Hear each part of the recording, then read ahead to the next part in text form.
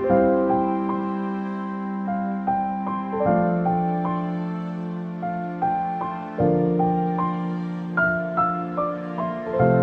Everyone, good morning. আশা করছি তোমরা সবাই ভালো আছো, সুস্থ আছো। আমিও ভালো আছি, সুস্থ আছি। তাই তোমাদের সাথে আজকে আরও একটা নতুন ভিডিও শেয়ার করার জন্য চলে এসেছি। তো আজকে সকালটা শুরু হয়েছে আমার একদম ভোরবেলা থেকেই। ভোর 4:30টার সময় উঠেছিলাম, তারপর শুয়েই ছিলাম। এত পরিমাণে বৃষ্টি হচ্ছিল আর ওয়েদারটা এত বাজে, ভালো লাগছিল না। তো যাই হোক, তারপরে ঘুম থেকে উঠলাম আর এখন সময় হয়েছে ওই 6:30 থেকে 7টা মতো। আর আমার খুবই খিদে পেয়ে গেছিলো, তো দিদির মেয়েটাকে দোকানে পাঠিয়েছিলাম। ও আমার জন্য পাউরুটি, তারপরে এই যে আমার হাতে কেকটা দেখছো, এই কেকটার একটা চিপস নিয়ে এসছে। এই কেকটা আমার মেয়ে খেতে খুব ভালোবাসে। এই কেকটার দাম নেয় 20 টাকা। এটা আবার সব দোকানে পাওয়া যায় না, প্রচণ্ড খেতে ভালোবাসে আমার মেয়েটা। আর এই দিকে দেখো এত বাজে ওয়েদার, বৃষ্টিটা শুধু থেমেছে, তাছাড়া দেখো কি পরিমাণে এখনও বাতাস বইছে। মানে এই রকমই বাতাস বইছে, এর থেকে একটু জোরে বাতাস বইছে। এতেই কিন্তু গাছপালা সব ভেঙে যাচ্ছে। একমাত্র মানে ঝড়ই মনে হচ্ছে। তো যাই হোক, ঝড় হচ্ছে হালকা করে, সেই ঝড়ের প্রেসার পড়ে যাচ্ছে গাছগুলোর ওপরে। আর আমি বাইরে বেরিয়ে সেটাই দেখছিলাম। তারপরে এখানে চা করে নিচ্ছি, শুধু পাউরুটি খাবো না বলে। চা সেরকম আমি খাই না, পাউরুটি দিয়ে যদি হয় তো একটু একটু খেয়ে থাকি। তো আজকে আবার পাউরুটি দিয়ে চা খাওয়ার ইচ্ছে হলো, তাই চা করে নিলাম। আর এখানে একটা আর একটা হাফ পাউরুটি নিয়েছি। তো চলো এখন এটা আমি খেয়ে নেব। আর মেয়েকে ডাক দিলাম, মেয়ে এখন আসে নাকি দেখি। তো আমরা মা মেয়ে মিলে দুজনে পাউরুটি আর চা খেয়ে নেব।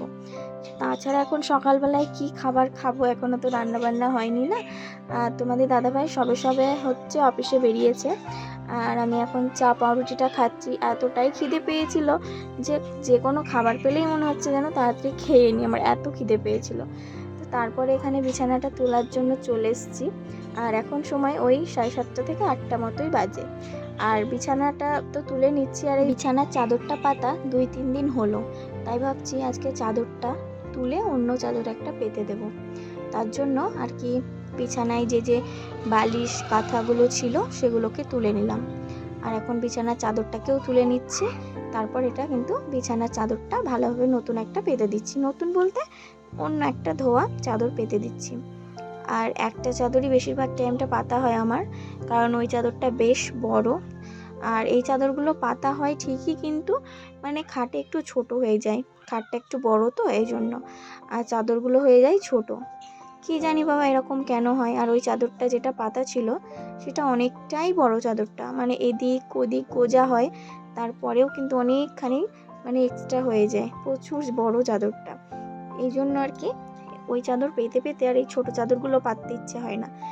চারিদিকে গোজা না হলেও 2-3 দিক গোজা হয়, একদিক খোলাই থাকে চাদরের। আর যাই হোক, আমার বিছানাটা গোছানো হয়ে গেছে।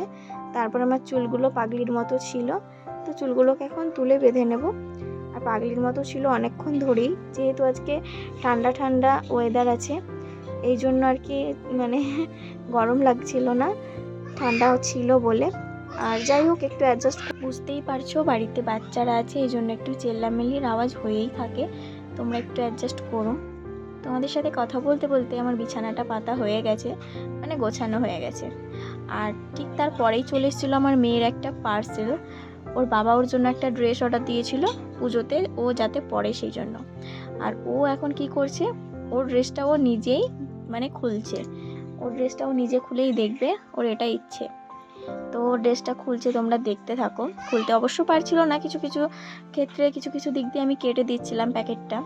তো তারপরে এই যে দেখো ড্রেসটা খুলেছে। আর এই যে এই ড্রেসটার সাথে একটা ছোট্ট কিউট ব্যাগ ছিল, ব্যাগটা তো বেশ সুন্দর লাগছে।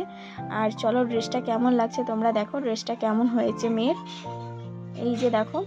তো চলো বন্ধুরা, মেয়েকে পরাই তারপর আসছি। এই যে দেখো মেয়েকে ড্রেসটা পরিয়ে একদম কমপ্লিট করে দিয়েছি। আমার সোনাটাকে কত সুন্দর লাগছে, তো সোনার কাছে জানবো ওর কেমন লেগেছে। তো বলো সোনু, তোমার এই জামাটা পছন্দ হয়েছে? হ্যাঁ, পছন্দ হয়েছে হয়েছে। কতটা পছন্দ হয়েছে এই জামাটা?